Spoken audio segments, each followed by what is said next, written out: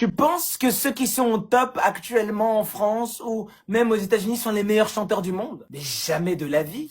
Le top français, là, c'est pas les meilleurs rappeurs ou les meilleurs chanteurs. Ils sont loin d'être les meilleurs. Ceux qui ont fait les open mic underground à Paris, mais il y a des gens vraiment au niveau de rap, ils écrasent toutes les personnes du top actuel. Je vous le dis. Mais pourquoi eux ils perdent? Ça n'a rien à voir parce qu'ils sont plus forts. Hein.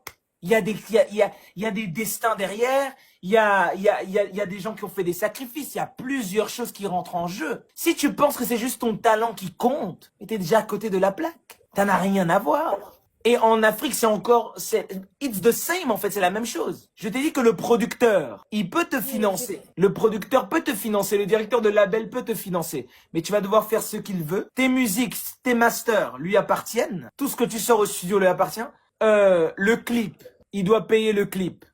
Mais si tu n'es pas content, on revient à l'amour de soi. Qui t'a demandé d'aller demander au label de t'aider? Chante seul. Mais ça t'intéresse pas. Tu veux le label, tu veux qu'on te met sur la fiche Spotify. Oui, oui, c'est possible.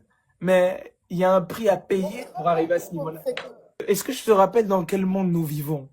Dois-je te le rappeler? Regarde un peu, observe un peu dans le monde dans lequel on vit. Qu'est-ce que les gens... Et tu sais, j'ai fait cette petite méditation dernièrement, Nitya. J'ai vu que dans tous les pays, peu importe la langue, toutes les stars mainstream les plus connues chantent tous la même chose. En Espagne, en espagnol, en Ouganda, dans tous les pays du monde, ils chantent tous la déchéance, mais dans leur langue. C'est là où j'ai compris que tout le système musical, it's the same.